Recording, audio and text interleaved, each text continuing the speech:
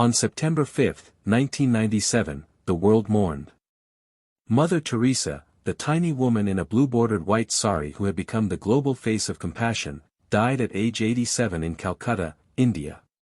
World leaders eulogized her. Presidents and popes praised her. She was called a living saint, the embodiment of selfless love, a beacon of hope for the world's poorest and most forgotten. But even as millions grieved, another conversation was happening. One that asked uncomfortable questions about the woman the world had canonized long before the Vatican made it official.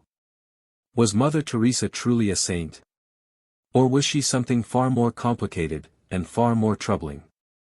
This is the story of Anjezë Gonxhe Bojaxhiu, the woman who became Mother Teresa. A story of faith and fame, suffering and spectacle, devotion and doubt. A story that forces us to ask, when does charity become cruelty? And who gets to decide?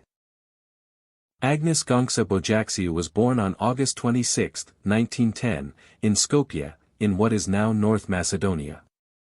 Her family was ethnic Albanian and deeply Catholic.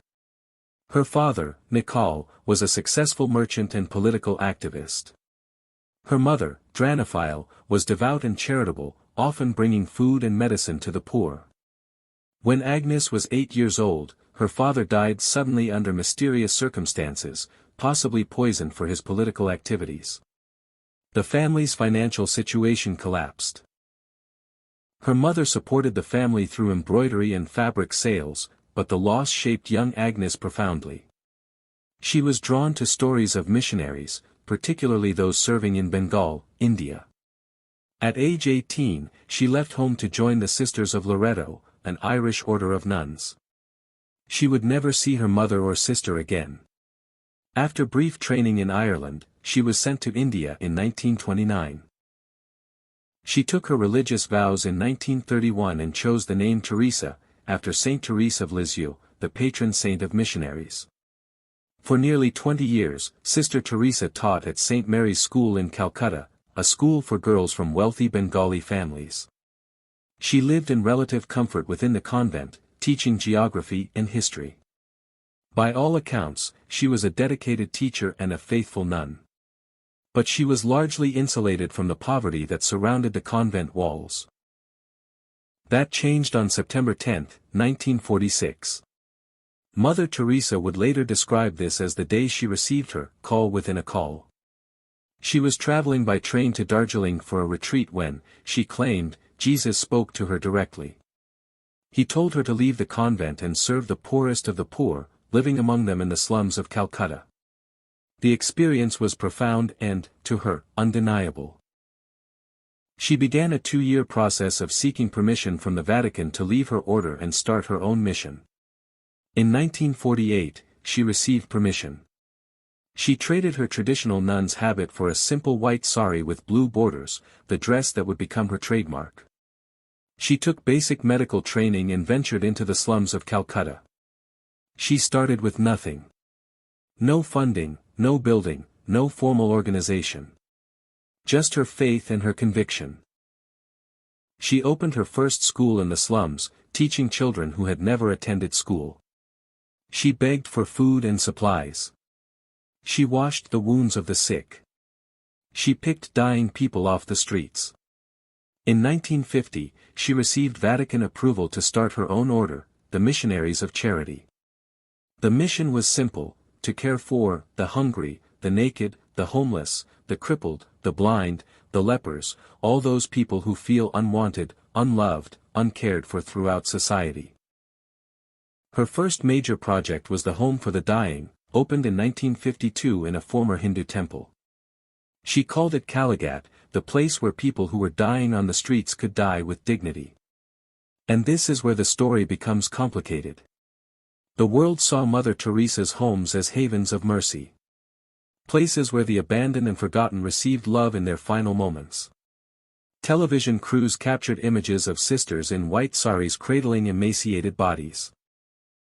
Journalists wrote glowing profiles. The narrative was powerful and seductive, a tiny nun, armed only with faith, transforming suffering into grace. But doctors, journalists, and former volunteers began reporting something very different. What they described was not a haven, but a horror. The conditions in Mother Teresa's homes were shockingly poor. Despite receiving millions of dollars in donations from around the world, her facilities lacked basic medical equipment, adequate pain medication, and proper hygiene. Needles were reused without proper sterilization. Volunteers reported that syringes were simply rinsed in lukewarm water, sometimes not even that, before being used on the next patient. In facilities dealing with tuberculosis, HIV, and other infectious diseases, this wasn't just negligent. It was deadly. Patients with different illnesses, including highly contagious tuberculosis, were housed together in crowded rooms. There was no effort at isolation or quarantine. A person dying of cancer might share a bed with someone suffering from an infectious disease. Cross-contamination was inevitable. Diagnoses were rarely made. The sisters and volunteers, most with no medical training whatsoever, were expected to provide care without understanding what they were treating.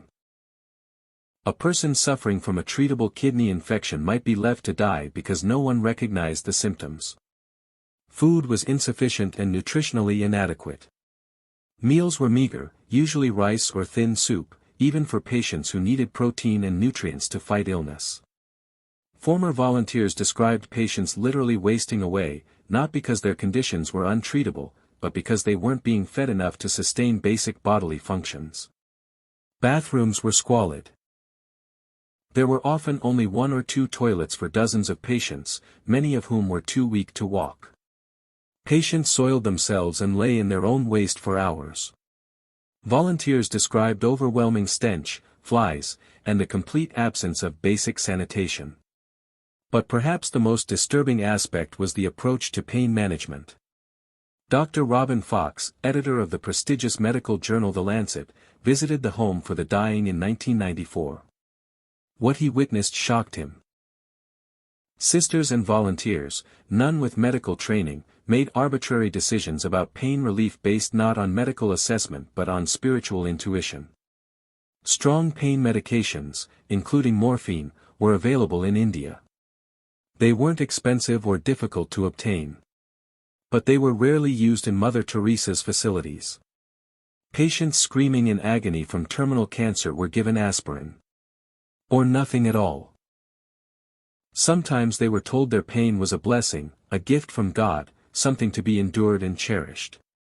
Dr. Fox wrote, "Such systematic approaches are alien to the ethos of the home. Mother Teresa prefers providence to planning." Mary Loudon, who volunteered in the 1990s, described washing patients with cold water and bars of soap, the same bars used on everyone, spreading infection from person to person. She described a man dying of throat cancer, unable to swallow, crying out in pain. The sisters gave him nothing. When Loudon asked why, she was told that suffering brought him closer to Jesus. Hemley Gonzalez, another former volunteer, described the practice of secret baptisms. Sisters would baptize dying Hindus and Muslims without their knowledge or consent, whispering the Christian rites while telling patients it was just a blessing to cool their heads with water. This wasn't occasional. It was systematic. The goal was conversion, even if it meant deceiving people in their most vulnerable moments.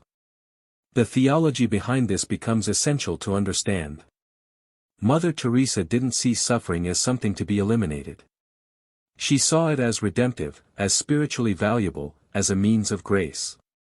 In a 1981 press conference, she said, "There is something beautiful in seeing the poor accept their lot, to suffer it like Christ's passion. The world gains much from their suffering." This wasn't metaphor. This was doctrine that shaped every decision in her facilities. Pain relief was seen as interfering with spiritual growth. Medical intervention was viewed as less important than spiritual preparation for death. The goal wasn't to heal people or comfort them. The goal was to save souls. The suffering of the poor wasn't a problem to be solved. It was a resource to be exploited for religious purposes. Meanwhile, Mother Teresa herself received very different care when she fell ill. In 1983, she suffered a heart attack and was immediately taken to a state-of-the-art hospital in Rome, receiving advanced cardiac care. In 1989, she received a pacemaker. In 1991, while in California, she was treated at Scripps Clinic, one of the finest medical facilities in the United States, receiving intensive care and advanced medications. Every time Mother Teresa fell ill, she received exactly the kind of medical care she denied to those in her homes. Top facilities. Expert doctors. Pain medication. Modern technology. When confronted with this hypocrisy, her defenders argued she accepted treatment reluctantly, only because the Church needed her work to continue. But this explanation only deepens the moral problem. If her life was too valuable to suffer needlessly, what does that say about the lives in her care? Then there's the money. Mother Teresa was extraordinarily successful at fundraising. The Missionaries of Charity's finances were never audited or made public, but estimates suggest hundreds of millions of dollars flowed into the organization over the decades. Yet conditions in her homes never improved. Visitors who returned to the same facilities over years reported that nothing changed. The same metal cots. The same cold water baths. The same inadequate food. The same reused needles. Where did the money go? According to Susan Shields, a former member who worked in the organization's financial department, much of it went to opening new convents and missions worldwide. The priority was expansion, not improving care. Shields described counting enormous donations that accumulated in bank accounts. She wrote that the organization had millions in assets while the homes operated in deliberate poverty. When she suggested using money to improve conditions, to buy proper medical equipment, or provide better food, the requests were denied. Mother Teresa believed that poverty itself was holy. Abundance, even for better care, was seen as spiritually dangerous. More troubling still were some of the donors Mother Teresa accepted money from. She accepted over $1 million from Charles Keating, the American banker who became one of the most notorious white-collar criminals in United States history. Through fraud and racketeering, he bilked thousands of elderly investors out of their life savings. People lost everything. Some became homeless. Some committed suicide. When Keating was arrested and put on trial, Mother Teresa wrote a character reference letter to the judge, praising his generosity and asking for leniency. The deputy district attorney, Paul Turley, wrote back to Mother Teresa. He explained that Keating's donations had come from money stolen from hard-working people, many of them poor and elderly. He politely suggested she return the money so it could be given back to Keating's victims. Mother Teresa never responded. She never returned the money. She also accepted donations and awards from the Duvalier family, the brutal dictators who ruled Haiti from 1957 to 1986. They murdered political opponents, tortured dissidents, and stole hundreds of millions from one of the poorest nations on earth. When Mother Teresa visited Haiti in 1981, she praised the Duvalier and accepted their Legion of Honor award. When questioned about these associations, Mother Teresa's response was consistent: she saw Christ in everyone, even sinners. Her role was not to judge but to accept what God provided. But accepting stolen money from tyrants and thieves, then refusing to return it to victims, isn't neutrality. It's complicity. Christopher Hitchens, the British-American journalist, became one of Mother Teresa's most vocal critics. His 1995 documentary, Hell's Angel, and his book, The Missionary Position, argued that Mother Teresa was not a saint but a fraud who fetishized poverty rather than fighting it, who used the poor as a means to an end. Conversion and the glorification of the Catholic Church. So why did the world see her as a saint? She was extraordinarily charismatic and media-savvy. Her simple appearance, the white sari, her small stature, her wrinkled face, all contributed to an image of humble piety that was irresistible to cameras. Documentaries showed the most photogenic moments: sisters cradling sick children, Mother Teresa holding a dying man's hand. What cameras didn't show were the reused needles, the inadequate food, the screaming patients denied pain relief. The Catholic Church also had a vested interest in promoting Mother Teresa. She represented the Church's claim that traditional Catholic teaching produced saints who transformed the world through love. She was politically useful. The Vatican fast-tracked her canonization. Pope John Paul II beatified her in 2003, just 6 years after her death. Pope Francis canonized her in 2016. And there were people who genuinely benefited from her work. The Missionaries of Charity operated orphanages that took in abandoned children. Many were fed, clothed, educated, and adopted into loving families. The order operated schools in poor communities where children received basic education. Some escaped poverty because of the literacy they learned. The order operated homes for people with leprosy when lepers were completely ostracized. The homes provided community for people utterly rejected everywhere else. These are real goods. Real lives improved or saved. But good outcomes don't erase ethical failures. Feeding orphans doesn't justify accepting stolen money. Running a leper colony doesn't excuse denying pain medication to dying cancer patients. The question isn't whether Mother Teresa did any good. The question is whether the good she did outweighs the harm, and whether we should Leonize someone whose ideology caused preventable suffering. So who was Mother Teresa, really? She was a woman of profound faith who believed absolutely in her mission. She was charismatic, determined, and capable of inspiring millions to see the humanity in the world's most marginalized people. She brought global attention to poverty in a way few others have. She was also rigid, ideologically extreme, and willing to let people suffer based on a theology that valued spiritual pain over physical relief. She was financially opaque, accepting money from criminals while her facilities operated in squalor. She was complicit with dictators. She built a global organization that continues to operate in over 130 countries. She also built that organization on a foundation of deliberate suffering, medical neglect, and coercive conversion.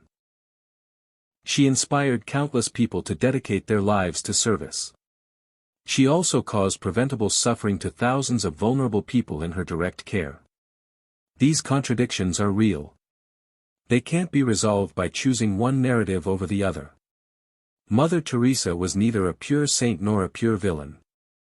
She was a complex, flawed human being whose actions had both positive and deeply negative consequences. The lesson of Mother Teresa is not that charity is bad or that religious devotion is wrong. The lesson is that good intentions are not enough. That we must examine not just what people claim to do, but what they actually do. That we must ask hard questions, even about our heroes. Especially about our heroes.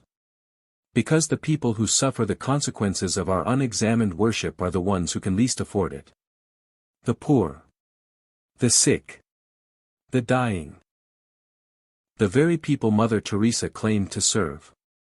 When we refuse to look critically at those we've elevated to sainthood, when we let our need for heroes override our commitment to truth, we betray the vulnerable in whose name those heroes claim to act. Mother Teresa's legacy is not simple. It shouldn't be simple. She did both good and harm, often simultaneously, often to the same people. The question we must each answer for ourselves is this: do we have the courage to see our heroes clearly? Because choosing comfort over truth isn't harmless. It has consequences. Real consequences for real people. Every time we refuse to examine the darkness alongside the light, we send a message. We tell the vulnerable that their suffering matters less than our need for inspiration. We tell victims that our myths are more important than their pain. The people who died screaming on metal cots in Calcutta, begging for medicine that sat unused in storage, they deserved better. They deserved honesty. The elderly investors who lost everything to Charles Keating's fraud while Mother Teresa flew on his private jet, they deserved better. They deserved their money returned. The Haitians who were tortured and murdered while she praised their oppressors, they deserved better. They deserved someone who would stand with them, not against them. We cannot give them justice now. They are gone. But we can give them truth. We can refuse to let their suffering be erased by a convenient narrative. We can stop making saints out of people who caused harm. We can demand that our heroes actually help the people they claim to serve. We can insist that good intentions must be matched by good outcomes, that faith without compassion is hollow, and that no amount of prayer justifies preventable suffering. Mother Teresa's story isn't just about one woman. It's about all of us. About what we choose to see and what we choose to ignore. About whether we love the idea of helping the poor more than we love the poor themselves. The world doesn't need more symbols. It needs fewer people dying in pain. It needs resources going to care, not monuments. It needs truth, even when truth is uncomfortable. Especially then. That is Mother Teresa's real legacy. Not sainthood, but a warning. A reminder that the road to hell isn't just paved with good intentions. Sometimes it's paved with donations we never questioned, suffering we called holy, and saints we never dared to see clearly. We can do better. We must do better. The question is, will we? This has been Broadcast History. If you would like to tune into more content like this, don't forget to subscribe. Thank you.